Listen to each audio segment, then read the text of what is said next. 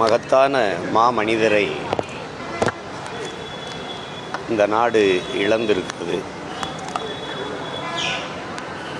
இந்த நாடு அடிமைப்பட்டு கிடக்கும்போது அதன் விடுதலைக்காக போராடிய வீர இளைஞர்களில் ஒருவர். எண்ணற்ற அடக்குமுறை, ஒடுக்குமுறை எல்லாவற்றையும் கடந்து துளியும் தன்னலமில்லாத இந்த மண்ணுக்கு மக்களுக்குமாக அரும்பாடு ஆற்றிய ஒரு ஆகப்பெரும் தலைமை.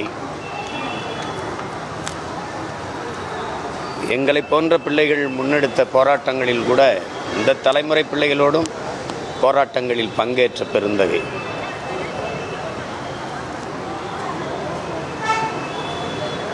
எவராலும் குறை சொல்ல முடியாத ஒரு மனித புனிதர். அவர் இன்று நம்மோடு இல்லை என்பதை நினைக்கும்போது மிகுந்த மனவலியாக இருக்கிறது.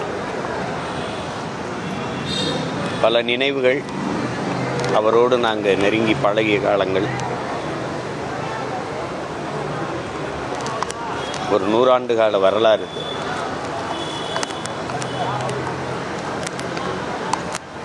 ஒரு தலைவன் இப்படி இருக்கணும், எளிமையாக, நேர்மையாக, தூய்மையாக ஒரு தலைவன் இப்படி இருக்கணுங்கிறதுக்கு ஒரு சான்று.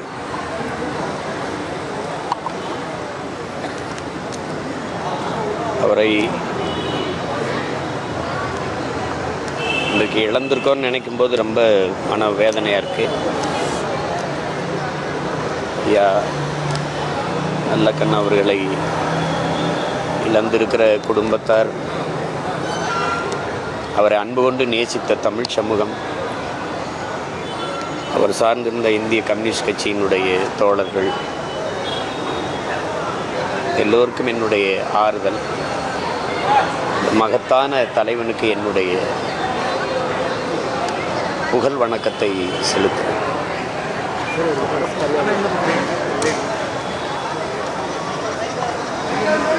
அரசு மரியாதை கேட்டு கொடுக்கறதில்ல, அவருக்கு கொடுக்கணும். தன் உடலை கூட கொடையாக கொடுத்துருக்கிறார் அந்த மருத்துவமனைக்கு. செய்வாங்கன்னு நினைக்கிறேன்.